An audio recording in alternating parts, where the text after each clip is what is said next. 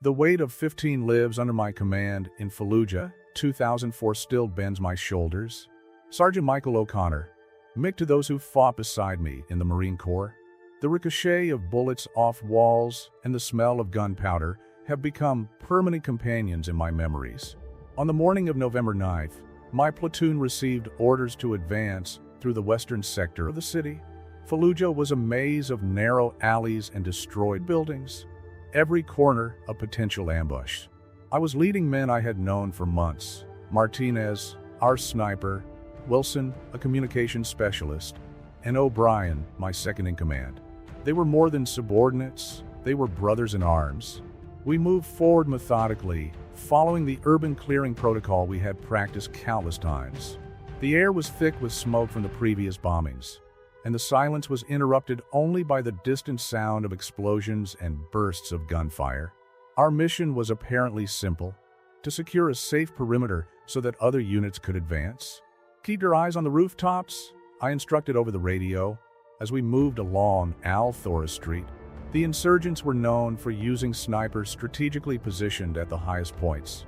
Martinez, ever vigilant, checked every broken window and suspicious opening with his M40A3 rifle. That's when everything changed.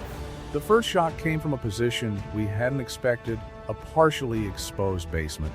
Wilson went down first, hit in the leg. In a matter of seconds, we were under intense crossfire. "Contact at 3 o'clock, I shouted as I dragged Wilson behind a wrecked vehicle. Chaos quickly ensued. The insurgents had planned the ambush well, surrounding us on 3 sides. O'Brien organized a makeshift defensive line using the rubble as cover, while I radioed for support. Ammunition was running low, and every shot had to count. "We gotta hold out," I shouted to my men, trying to keep up morale as the deafening sound of explosions and gunfire echoed off the destroyed walls. Rodriguez, our combat medic, worked frantically to stabilize Wilson, while the rest of the platoon kept the insurgents at bay. The next few hours were a test of endurance and determination. We lost Carson and Phillips, 2 young Marines who had joined the unit just 3 months earlier. Their deaths weighed on my conscience like lead, but there was no time for mourning. Every second was crucial to keeping the rest of the platoon alive. The radio buzzed with static and fragmented communications. Air support was compromised due to the weather conditions, and ground reinforcements were encountering strong resistance in their advance. We were alone, at least for the moment. "Low ammo, Sarge," warned Martinez, after neutralizing yet another enemy sniper. We redistributed what was left, and each man knew he had to make every shot count. O'Brien organized a risky maneuver to retrieve supplies from our fallen comrades, a terrible necessity of war that no one likes to discuss. The walls around us began to crumble under the constant impact of the RPGs. The smell of pulverized concrete mixed with the metallic odor of blood. Rodriguez continued to work tirelessly, treating the wounded with the few medical supplies that remained. As the sun began to set, our situation looked increasingly critical. The fuel in the generator that powered our communications equipment was running out, and without a radio, we would be completely isolated. It was then that we heard the distinctive sound of the M1 Abrams approaching. The reinforcements had finally arrived. "Hang in there," I shouted, feeling a wave of relief mixed with exhaustion. The tanks pushed their way through the enemy barricades, and soon we were overtaken by a full company of Marines. The siege was broken, but the cost had been too high. That night, sitting among my surviving men, I did what every leader dreads. I counted our losses. 4 dead, 7 wounded. Each name was a stab in the chest. Each young face that wouldn't be coming home was a permanent scar on my memory.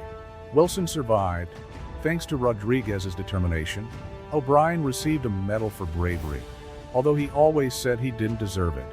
Martinez was never the same after that day. None of us were. War has that power to transform people, to bring out both the best and the worst in each of us. This is just one part of the story of the Second Battle of Fallujah, a bloody chapter that changed the lives of everyone involved forever. In the days that followed, we continued our mission, but that day in particular was marked in our memory as a reminder of the true cost of duty and war. The night after that first intense confrontation was only the beginning of a series of trials that would test our limits. As we treated our wounded and reinforced our positions, we couldn't imagine that the real hell was yet to come. My men's eyes carried a different weight. Innocence had been replaced by a harshness that only war can create. The next morning, we received new orders from Central Command. We needed to advance deeper into the industrial sector of Fallujah, an area that the insurgents had turned into a fortress. Martinez, still shaken by the loss of his comrades the day before, was compulsively checking his equipment. O'Brien organized the men into a defensive formation while I studied the map of the city. "Sarge, we've intercepted enemy communications," Wilson informed me, his bandaged legs still visibly bothering him. "They're regrouping in an industrial complex 3 blocks from here." The information was worrying. The area was known for its labyrinthine buildings and multiple blind spots. We decided to advance at dawn, taking advantage of the cover of the morning mist that hung over Fallujah. Rodriguez had been working all night, making sure our wounded were stable enough to be evacuated. "Maintain constant visual contact," I instructed my men. "We can't afford to lose anyone else." The advance was meticulous. Every door, every window, every alley posed a potential threat. The buildings around us were concrete skeletons, their walls scarred by thousands of projectile impacts. The silence was disturbing, broken only by the muffled sound of our boots on the asphalt and occasional distant explosions. It was Martinez who first noticed something was wrong. "Movement, 2nd floor, red building," he whispered over the radio. He barely had time to finish his sentence when a burst of gunfire erupted from the upper windows. We threw ourselves behind a partially destroyed wall, while O'Brien coordinated our response to the enemy fire. "We need cover to advance," I shouted, realizing that we were in a vulnerable position. Rodriguez dragged 2 wounded men behind an abandoned armored vehicle, while Martinez provided suppressive fire with surgical precision. The fighting intensified rapidly. The insurgents had prepared elaborate defensive positions, with tunnels connecting the buildings. Our every advance was met with fierce resistance. The air became thick with dust and smoke, making our visibility and communication difficult. Flanked to the left, I ordered a team led by O'Brien. It was a risky move, but necessary to break the deadlock. While they moved, we kept up heavy fire to fix the enemy's attention on our main position. The maneuver worked, but at a cost. O'Brien was hit in the shoulder while leading the attack, but managed to eliminate a key insurgent position. "I'm all right, Sarge," he shouted, refusing to retreat even though he was wounded. His determination inspired the others to keep going. The next few hours were a blur of intense fighting and tactical moves. Every meter gained was paid for with sweat and blood. Martinez continued to be our eyes, identifying threats and eliminating enemy snipers with lethal efficiency. Wilson, even wounded, kept our communications running, coordinating with other nearby units. When we finally secured the industrial complex, the sun was already high in the sky. The silence that followed was different from the previous one. It was the silence of victory, but a bitter victory. Rodriguez tended to the wounded, including O'Brien, while I counted our men. "We need to fortify these positions," I instructed, knowing that the insurgents would try to retake lost territory. "Martinez, I want you on the roof." "Wilson, establish a secure line to HQ. We need supplies and medical evacuation." As we organized our defense, I couldn't help but think of the men we had lost. Every decision I made carried the weight of their lives, and the responsibility of keeping the survivors alive weighed more and more heavily on my shoulders. Night was approaching, and with it the certainty that our fight in Fallujah was far from over. The looks exchanged between my men said more than words. We were different, marked by experiences that no amount of training could have prepared us for. But we were also stronger, united by a bond forged in the heat of combat. "Rest in shifts," I ordered, knowing that the next day would bring new challenges. Tomorrow will be another day of fighting. As I watched my men organize themselves for the night, I knew that each of them carried their own invisible scars, memories that would haunt us long after the dust of Fallujah had settled. The dawn of the third day in Fallujah brought with it a deceptive calm. After fortifying our position in the industrial complex, I realized that O'Brien needed more serious medical attention. His shoulder wound, although not fatal, was beginning to show signs of infection, despite Rodriguez's tireless efforts. "I'm not leaving the peloton, Sarge," protested O'Brien, his Irish stubbornness on full display. "But as a leader, sometimes we have to make difficult decisions to protect our men, even if it's from themselves." I organized his evacuation along with 2 other wounded, knowing that I would need to redistribute our forces. Martinez took over as second in command. His gaze had changed since the first day, harder, more focused. Wilson, still limping but determined, kept our communications network running with admirable efficiency. We receive information from Central Command about enemy movements converging on our position. "They're trying to trap us again," I observed, studying the map with Martinez. The insurgents had learned from our previous movements and were adapting their tactics. We needed to be smarter. I divided our remaining men into 3 teams. Martinez would lead the sniper team on the high ground, providing cover. Rodriguez would lead the medical and support team, keeping our rear guard safe. I would lead the main assault team. The sound of mortars broke the morning. The insurgents began their attack with an improvised artillery barrage. "Defensive positions," I ordered, as fragments of concrete rained down around us. Martinez and his snipers responded quickly, silencing 2 enemy positions with lethal precision. The battle that followed was different from the previous ones. The insurgents had become more organized, more determined. They used advanced urban guerrilla tactics, trying to divide and conquer us. But we had also learned. Contact at 9 o'clock, Wilson warned over the radio. A group of insurgents was trying to flank our western position. Rodriguez and his team reacted quickly, setting up a defensive line with sandbags and rubble. The sound of the M4S echoed through the narrow streets, mixing with the crackle of radio communications. The dust and smoke made visibility precarious. Martinez reported movement on the rooftops as insurgents tried to establish high positions. "Don't let them gain a vertical advantage," I ordered, directing heavy fire at the roofs of nearby buildings. Hours turned into a blur of intense combat. Every corner, every broken window could hide a deadly threat. We lost Adams to a sniper we never tracked down. His death weighed heavily on our collective conscience, but we had no time to mourn. Rodriguez worked tirelessly, treating wounds under enemy fire. "We're running out of medical supplies," he warned, his voice tense but controlled. The situation was becoming more critical by the hour. It was then that Wilson picked up a crucial transmission. Insurgents were using the city's underground tunnels to move troops and supplies. "We need to seal off these entrances," I decided, knowing it would be an extremely risky operation. Martinez organized teams to locate and neutralize the tunnel entrances, while we kept pressure on the visible enemy positions. The battle turned into a series of brutal, close encounters in the dark alleys of Fallujah. "Stick together," I shouted as we advanced methodically. Every meter gained was paid for with sweat and determination. The sounds of combat were deafening, but communication between our unit remained clear and precise.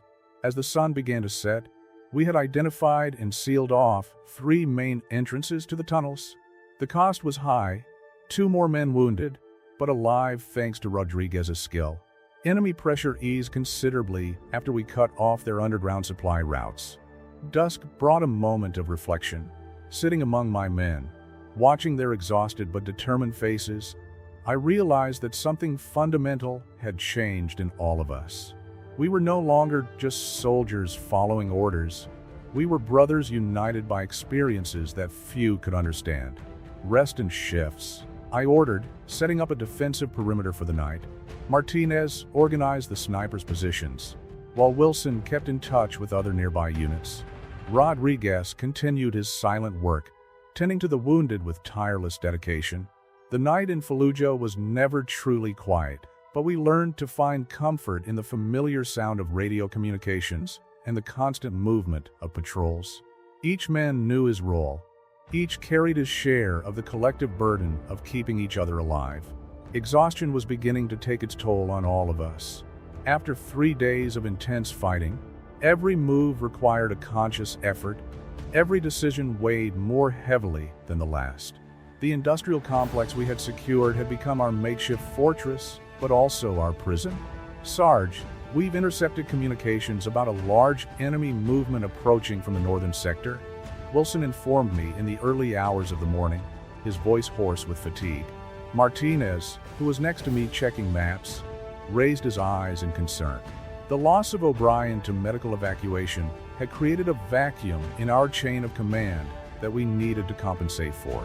Rodriguez was operating almost around the clock, treating the wounded with increasingly scarce supplies. Our men were tense, but determined. We need to reposition our defenses, I decided, gathering the team leaders. Martinez, I want your sniper teams covering the northern and eastern approach points. Wilson, keep in constant contact with the other units on the perimeter. Dawn brought with it the familiar sound of distant gunfire and intermittent explosions. The city seemed to breathe violence, every street and alley pulsing with unseen threats. I watched my men moving between positions, their faces scarred by days of nonstop combat. Contact! Vehicles approaching fast from the north. Martinez's voice cut through the air over the radio. Through my binoculars, I could see a column of modified pickups advancing towards us. The insurgents had adapted their tactics, using civilian vehicles as mobile attack platforms. Hold position, I ordered as our snipers prepared. Let them get closer. We need to make every shot count. Our ammunition was rationed, and each engagement needed to be precisely calculated.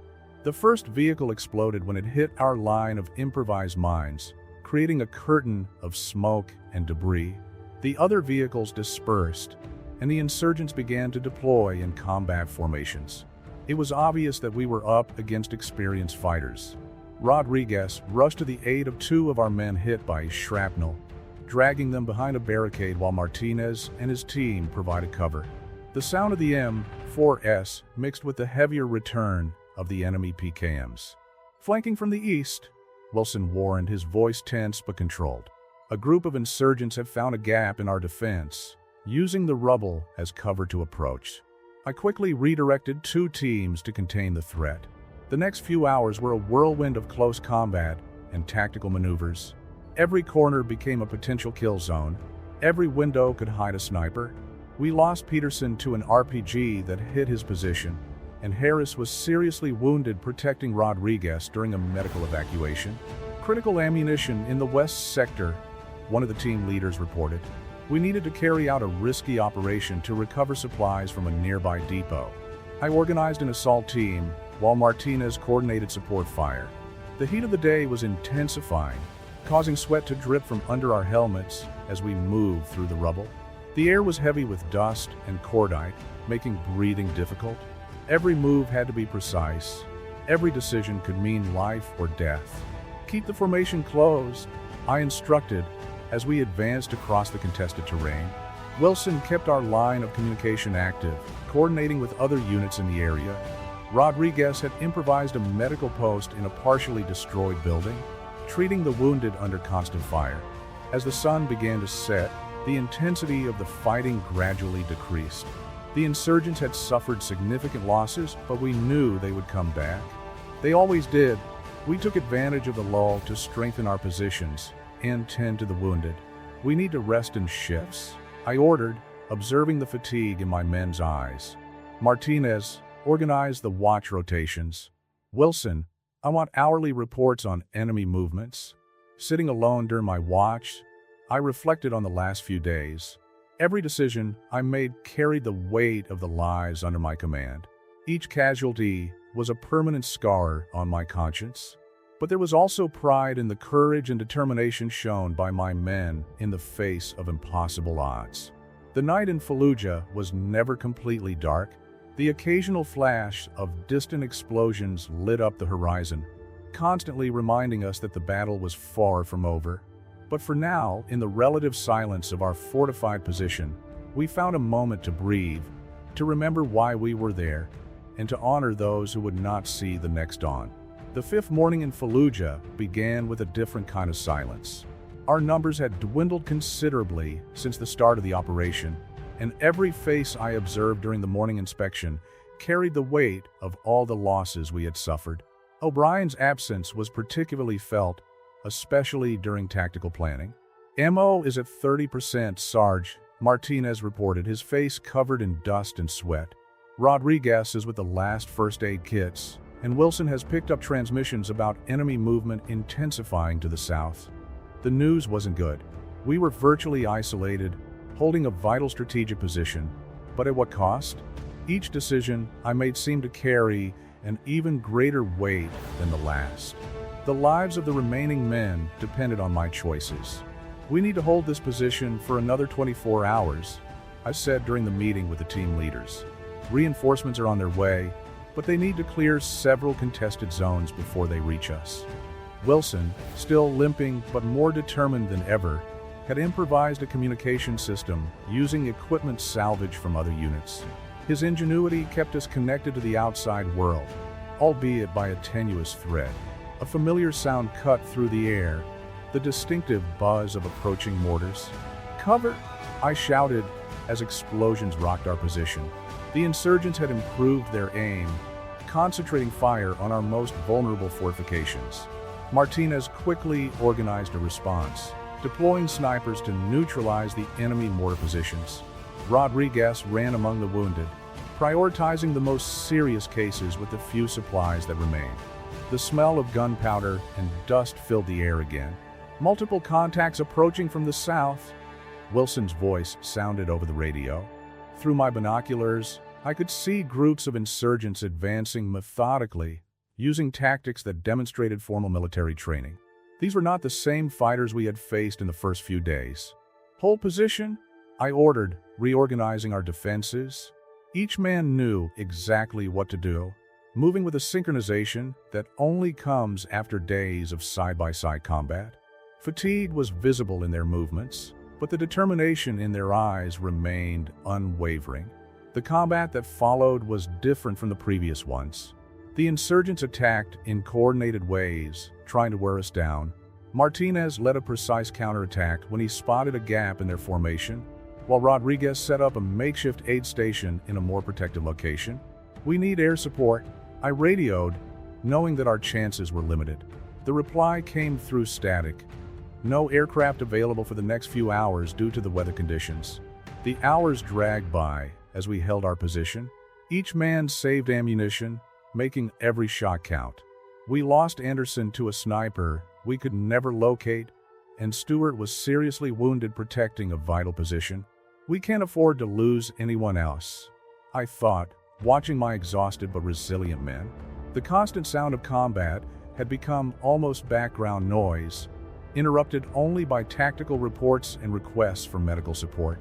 As the day progressed, our situation became more critical. Ammunition was running out, and Rodriguez's medical supplies were practically non-existent. But giving up was not an option, not after all we had sacrificed to maintain this position. "Last box of ammo, Sarge," Martinez reported, his voice calm, but his eyes revealing concern. Wilson kept trying to establish contact with other nearby units, looking for any possible support. That's when we heard the unmistakable sound of attack helicopters approaching. The air support we so desperately needed had finally arrived. The Apaches lit up the sky with their firepower, forcing the insurgents to retreat. "Keep up the pressure," I ordered, seizing the moment to reorganize our defenses.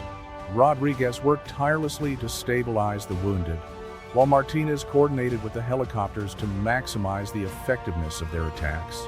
When night finally came, the silence that followed was almost deafening. Sitting among my men, sharing the last rations, I realized that something fundamental had changed in all of us. We were no longer just soldiers following orders.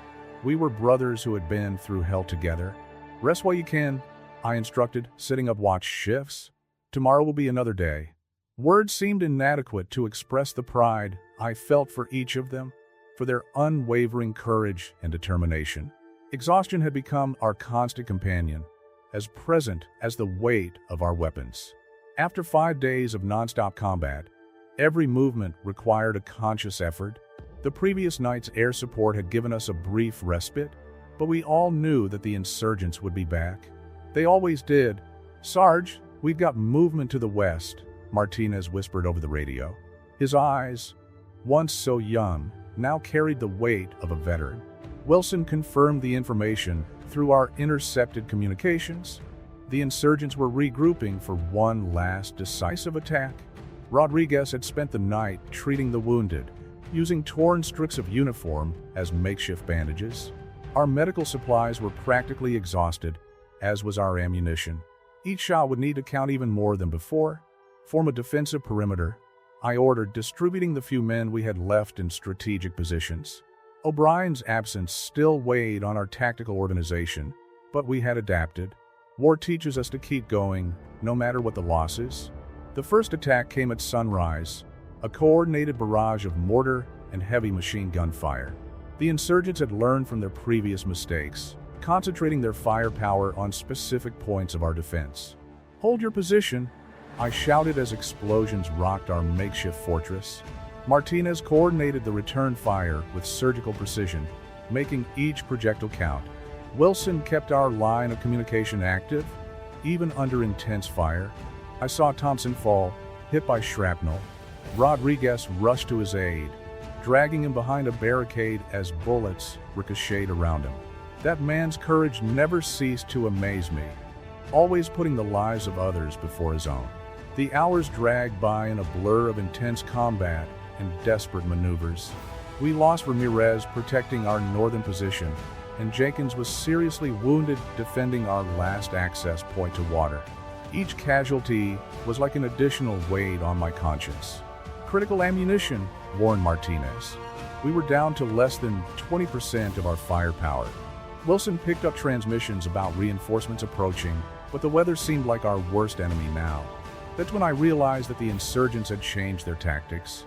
They were no longer trying to overpower us with brute force. They were surrounding us methodically, preparing for a prolonged siege. "We need to break this siege before it's too late," I decided, gathering the remaining team leaders. We drew up a risky plan, an offensive maneuver that would use up our last reserve of ammunition and grenades. Martinez positioned a sniper strategically, while Rodriguez prepared a makeshift screening area. Wilson would coordinate our communication with other nearby units, seeking any possible support. The counterattack began at midday. We used the intense clarity of the Iraqi sun to our advantage, attacking from multiple directions simultaneously. The surprise worked initially. The insurgents weren't expecting an offensive from a force they considered cornered. "Keep up the momentum," I ordered, leading a team through a series of destroyed buildings. The combat turned into a series of brutal, close encounters. Every corner, every room, every corridor could hide a deadly threat. It was then that we heard the unmistakable sound of armored vehicles approaching. Not the insurgents' makeshift trucks, but the familiar roar of the M1 Abrams. The reinforcements had finally arrived. "Hang in there," I shouted over the radio, as our last charge forced the insurgents to retreat directly into the path of the approaching tanks. The coordination, however unplanned, was perfect. The next few hours were a mixture of relief and sadness. While the reinforcements secured the area, we made our final count. Of the 45 men who had started this battle, only 23 were still standing. Each loss was a name, a face, a story interrupted. Rodriguez continued to work tirelessly, now with adequate supplies, treating our wounded. Martinez finally lowered his rifle, allowing himself a moment of exhaustion. Wilson established clear communication with command, coordinating our evacuation. Watching the sun set over Fallujah for the last time, I reflected on everything we had faced. The city was different now, scarred by war, just like each of us. The scars, both visible and invisible, would accompany us forever. "You are the best men I have ever commanded," I said to my reduced platoon as we prepared to leave our position. It wasn't just words, it was a truth forged in combat, sealed with blood and honor. The Second Battle of Fallujah would continue for a few more weeks, but our part in it was over. We left the city different from the men we were when we entered. Tougher, perhaps, more aware of the fragility of life and the true meaning of brotherhood. Today, years later, I still dream of those narrow streets and those days of intense combat. But above all, I remember the men who fought alongside me, some who returned home, others who remained in Fallujah forever, each one a hero, each one part of a story that needed to be told.